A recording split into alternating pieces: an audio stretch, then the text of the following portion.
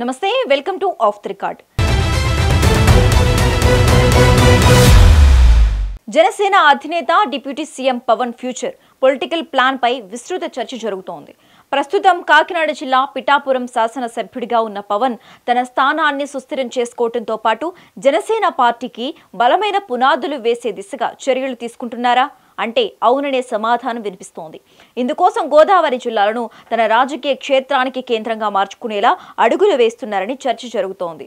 ఇటీవల పవన్ తీసుకున్న నిర్ణయాలను గమనిస్తే ఆ ఫ్యూచర్ ప్లాన్ మారిందా అనే అనుమానాలు వ్యక్తమవుతున్నాయి.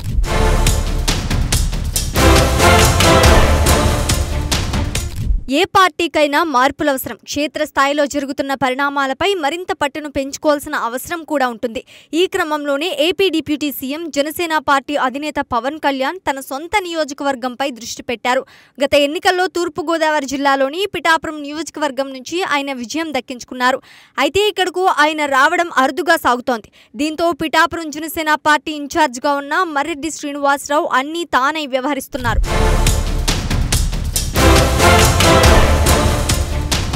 గత ఎన్నికల్లో పిఠాపురం నుంచి గెలిచిన పవన్ ఇక్కడే శాశ్వత నివాసం ఏర్పాటు చేసుకుంటారని ప్రకటించారు. అయితే గెలిచి ఏడాదిన్నర అవుతున్నా పవన్ పిఠాపురం చుట్టపు చూపుగానే వస్తున్నారని చెప్తున్నారు.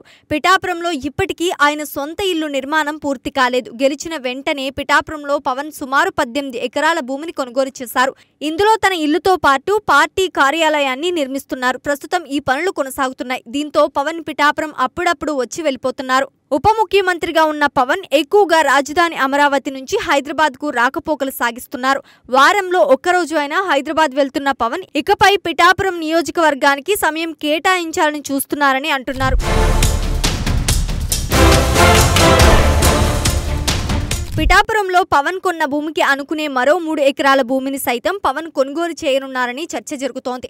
ఇకపై తన రాజకీయానికి పిఠాపురమే కేంద్రం చేసుకోవాలని భావిస్తున్న పవన్ కార్యకర్తలకు అందుబాటులో ఉండేలా ఇక్కడ పార్టీ కార్యాలయంతో పాటు తనను కలిసేందుకు వచ్చే కార్యకర్తలకు మౌలిక వసతులు కూడా ఉండేలా వసతి గదులు నిర్మించాలని భావిస్తున్నారని చెప్తున్నారు. రానున్న రోజుల్లో పిఠాపురం, మంగళగిరిలో ఎక్కువ సమయం గడపాలన్న ఆలోచనతో ఉన్న పవన్ పిఠాపురంలో ఉన్నప్పుడు నాయకులు, కార్యకర్తలు ఇబ్బంది పడకూడదనే ఉద్దేశంతో ప్రత్యేక గదులు, వారి వాహనాలకు పార్కింగ్ సదుపాయాలు కల్పించాలని నిర్ణయించారని అంటున్నారు.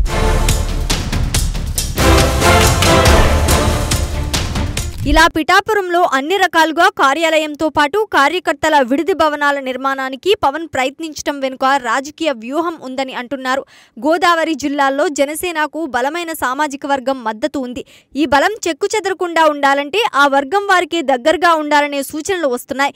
ఈ విషయంపై పవన్ కూడా ఏకీభవిస్తున్నారని అంటున్నారు.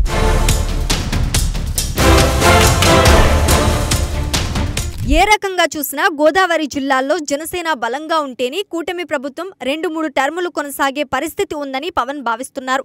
ఇందుకోసం గోదావరి జిల్లాల్లో ఉన్న 32 నియోజకవర్గాల్లో పార్టీని తిరుగులేని శక్తిగా తీర్చిదిద్దాల్సిన అవసరం ఉందని అంటున్నారు. దీంతో పిఠాపురాన్ని తన రాజకీయ క్షేత్రానికి కేంద్ర బిందువు చేసేలా పవన్ అడుగులు వేస్తున్నారని అభిప్రాయపడుతున్నారు.